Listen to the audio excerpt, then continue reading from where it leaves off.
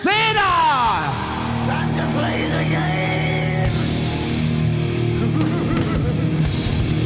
Gonna make it! I am the game! You don't wanna play me! I am control! No way you can shake me!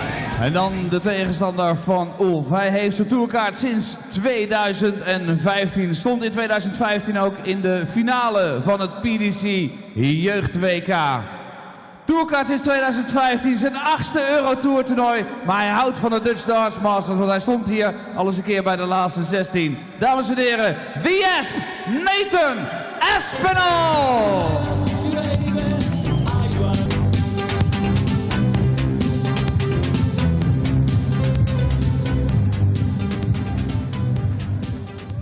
Well, apart from the 6-0 thrashing of Jamie Bain that Robert Owen kicked things off with here at the Dutch Darts Masters, it has been a day of tight games, and another one sees the all-Dutch affair go the way of Christian Kiss, the former Lakeside World Champion, at the expense of the former Lakeside World Youth Champion, Justin van ter Houw. But it's a former PDC World Youth Championship runner-up on stage right now as the Asp, Nathan Aspinall, takes on Ulf Ceder.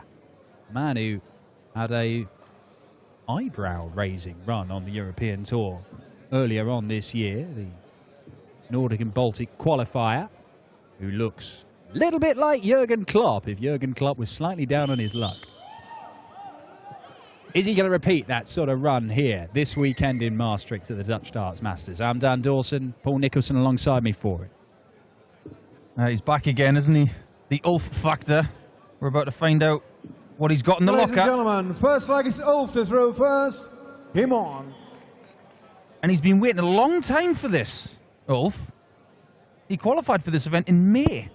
I mean, we know that the Scandinavian boys travel a long way to play darts, and 96. you know, they've got the old stone face, the majority of them, but waiting a few months to play a game of darts, that's pretty brutal. 34. But the last time we saw him, he was great. He took out Steve Beaton, didn't he?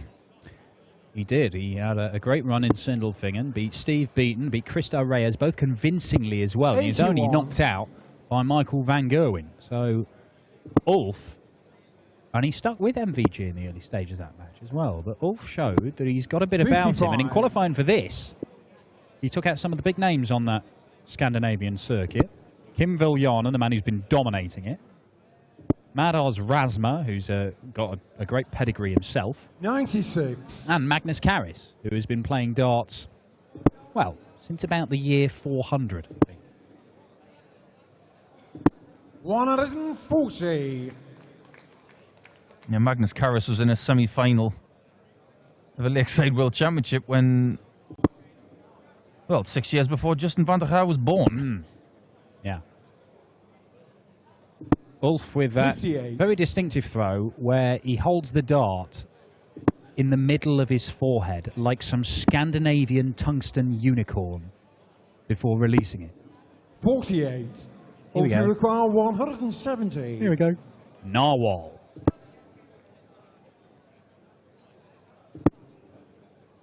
Not many dart players can be recognised by just 65. one name. There's only one Ulf in darts. There is only one Ulf in darts. There are other Ulfs, but not in this great game. Not yet. Maybe Ulf will be blazing a trail. Aspinall from Stockport. Plenty of players from that part of the world.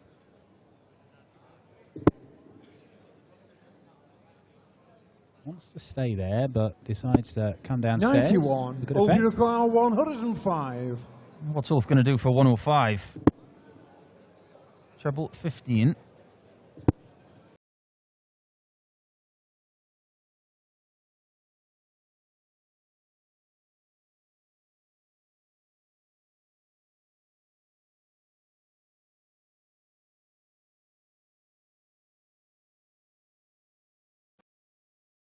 The Finn Second leg is Nathan in to throw front. first. Game on. Well, 1-0 to Ulf. Just a hold of throw. 140. Aspinall doesn't have its scorecard. Lost it at the back end of last year, but it hasn't really affected him because he still had a pretty good year in that He's won on the Challenge Tour. That's his first Challenge Tour title. He's been making up the numbers at some of the Pro Tour events. He made a quarter-final in Barnsley back in July. So he actually was coming into some decent form, perhaps the best form he's been in for quite some time, just before we had that break in August. And it must have been really frustrating for him to have to put the darts down and not play. I mean, I'm sure he's played local tournaments or whatever, but it's not the same as 46. playing week in, week out on the tour against some of the big names. I mean, obviously, yourself, Paul, how hard is it? Sometimes 92. that break in August can be a relief. If you're not playing well or whatever, you're not getting results.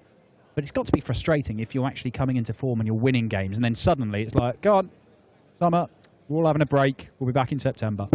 100. Guarantee every player who was playing well after the World Match Play wanted to go to Australia and New Zealand because they wanted to keep it going. You don't want any momentum to stop. Is he going to go for it? Of course he is. But Nathan, I played him on day one of Q School this year, and we had a right game. It was brilliant.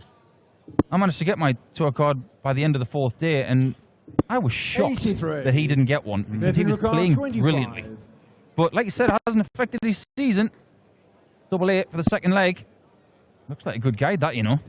Perfect. Used it as well. Intelligent, mature darts. From the man from Greater Manchester. Yeah, a nice little 15-dart leg from Nathan Aspinall, responding to losing the opening one. One of the upsides of not going on the World Series for people like Nathan Aspinall is that you can get yourself on the internet and you can scour the country and go to as many tournaments as you want. And I noticed recently, I'd like to say well done to Diogo Portela.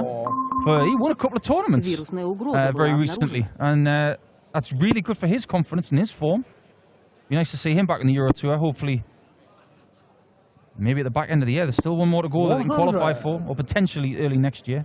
But Nathan, I'm sure he found some tournaments up in the Manchester area, even St Helens. I'm sure they had loads in that area. I know there was some in Scotland. We mentioned that in match earlier.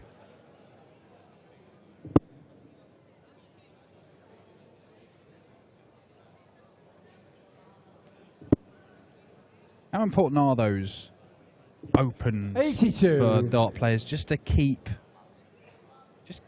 a bit of touch, really, coming into the back end of the year? Because the back end of the year, obviously not everybody's going to be involved in all the tournaments, but if you are there and thereabouts on the Pro Tour, or you're high up in the top 16 or pushing it, you've got a lot of darts between now and the World Championship. All these big tournaments, the Slam, the Grand Prix, the European Championship.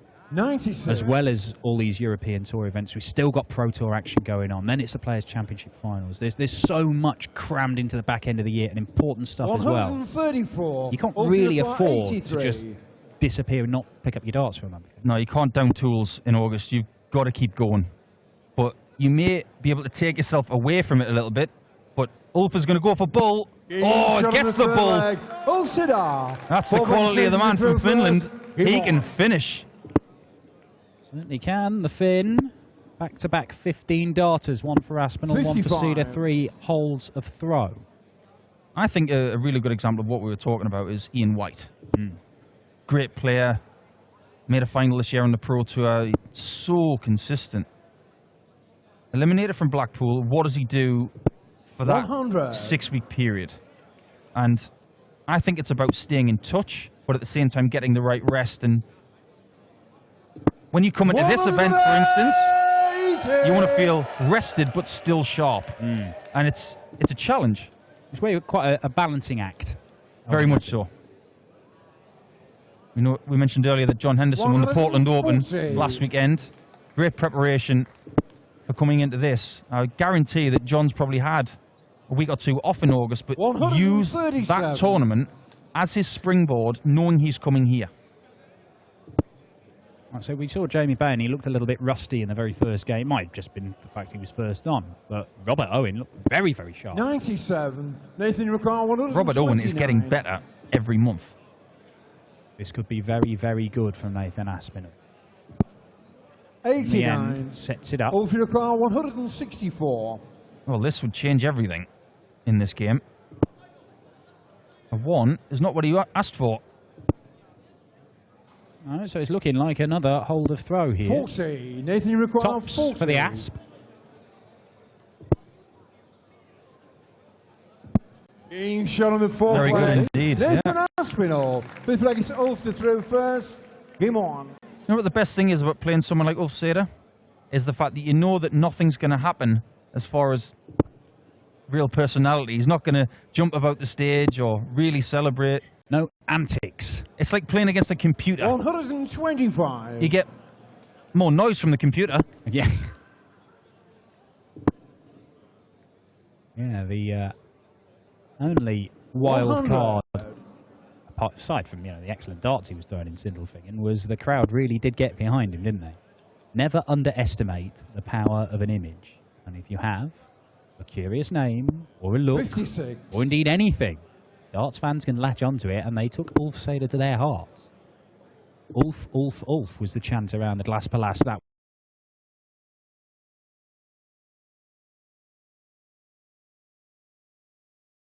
weekend. But Nathan Aspinall is looking to make sure it doesn't turn into much of a chant this weekend. 180 number 2.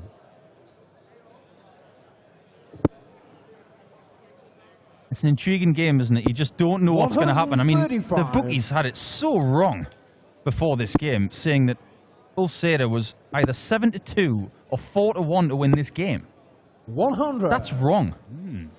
All credit to Nathan Aspinall for being that much of a favourite, but unfortunately, the bookies don't know how good Ulf is.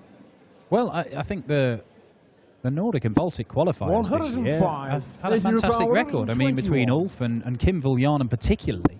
Well, Magnus Karras as well. Yes, of course. Oh, look at this. Oh, 93. Just Ulf outside on the double 80. 14. Ulf Ceder. May get 1 dart at the double, may get 2. May get none. Now, he might go treble 13 here. I think that's exactly what he's doing. Well, that was what he was doing. He just missed it by a distance. 55. Nathan Ricard, 28. Okay. It's the bullseye. Double 7. Oh, Nathan Aspinall. 24.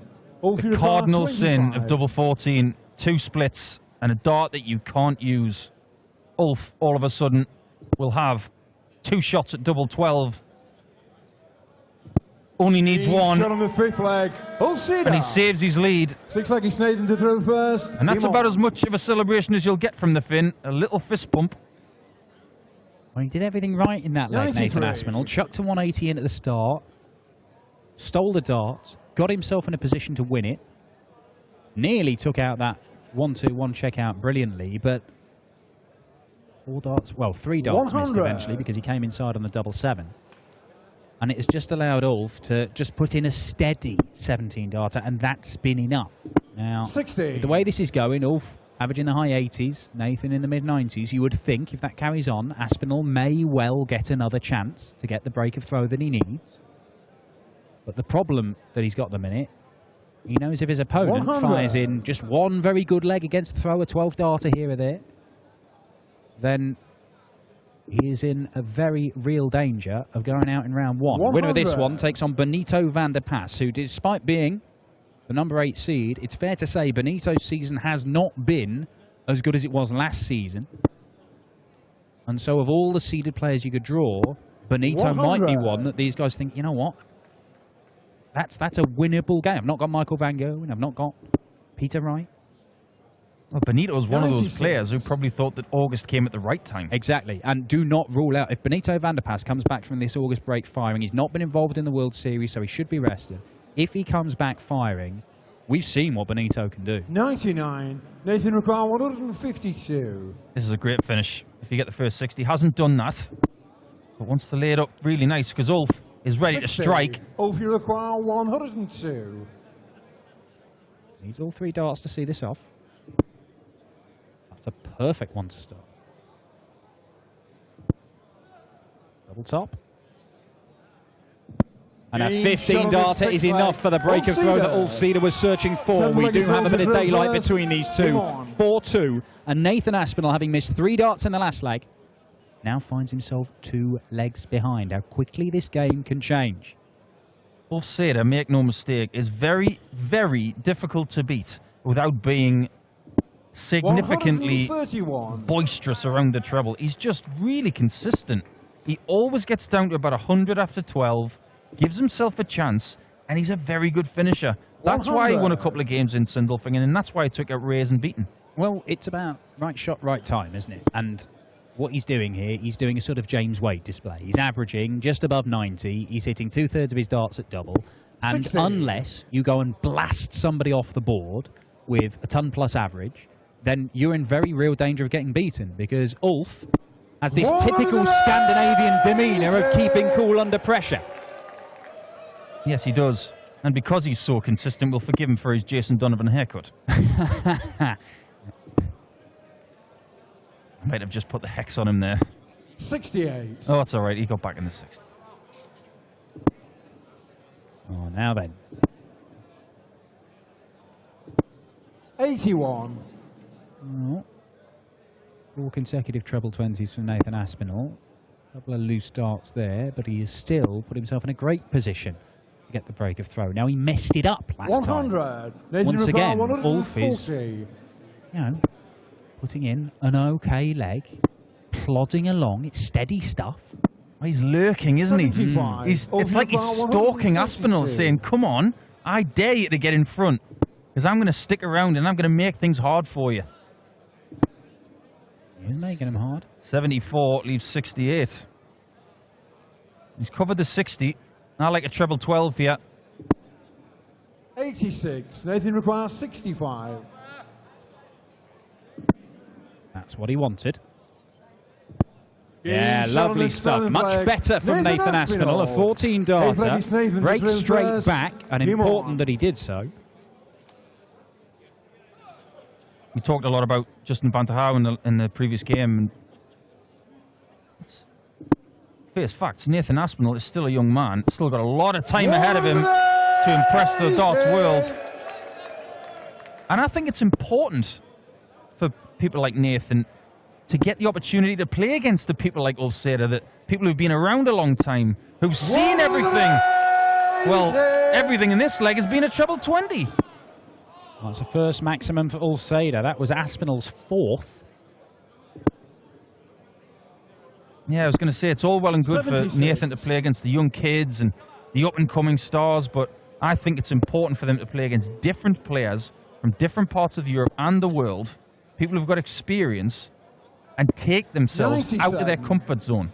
Now, Nathan's comfort zone is Pro Tour darts and darts in the Stockport area, but now playing in the Netherlands 100. against a guy from Finland who's got probably more experience than he's got years on his birth certificate, it'll just make him a better player. Yeah, I mean, he has won a number of tournaments as Ulf. He's not 54. just some Nathan requires journeyman 145. who's come through the qualifiers. Semi-final at the Europe Cup singles a few years back. He's played at Lakeside, played the World 105. Masters. He's won Ulf, you various require 170. tournaments around Scandinavia and Turkey, Catalonian Open. Oh, it wasn't far off, was it? It was not far off. He's already hit the bull in this match. If he'd hit that 60, 105. that might have Nathan gone. requires 40. Now, tops for a level game. Double 10.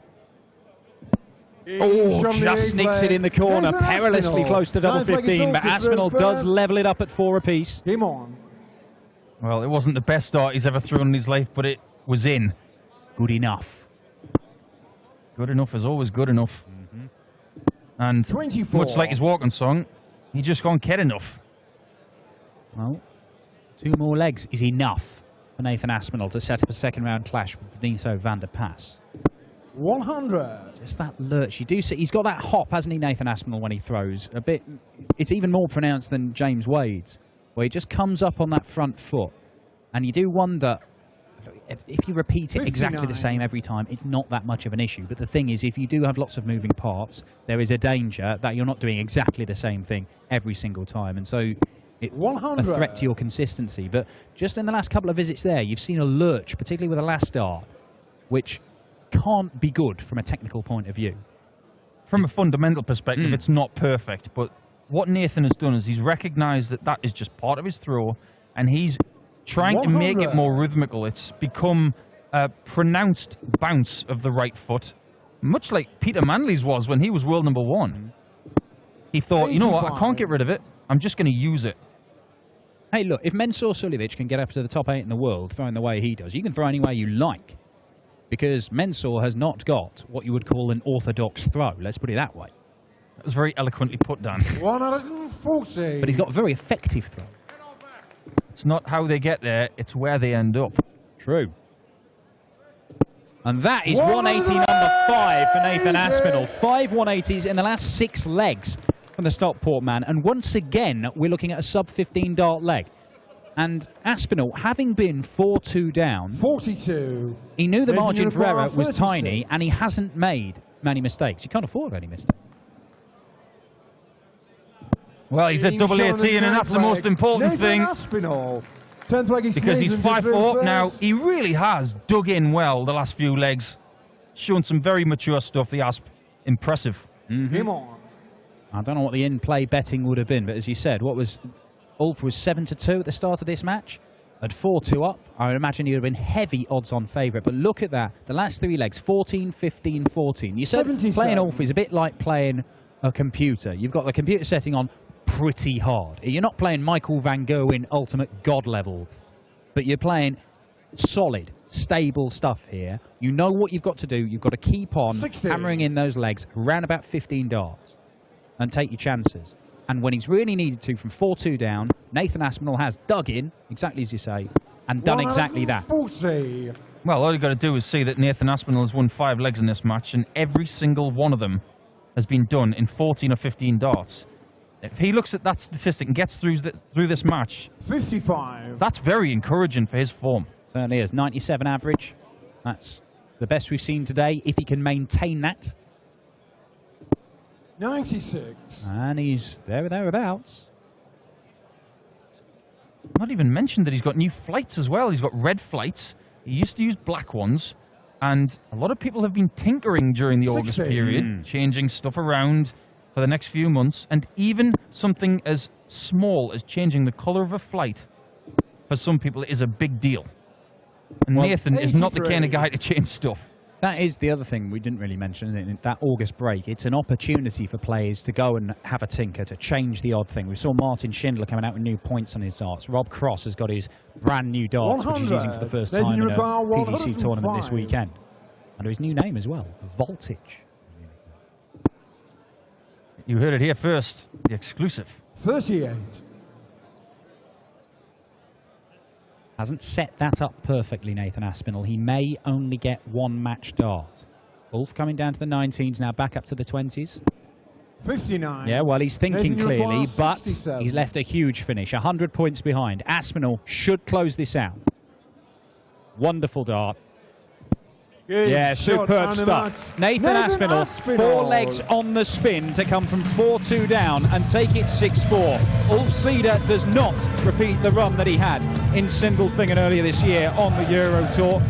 We will wait and see if we see him again on the European Tour Series in 2017. However, the Asp, pretty impressive stuff for the young man from Stockport. He is through to the next round and takes on Benito van der Pas. An intriguing matchup, that one. We've got 2 more intriguing matchups on the way for you here at the Dutch Darts Masters to round off the afternoon session.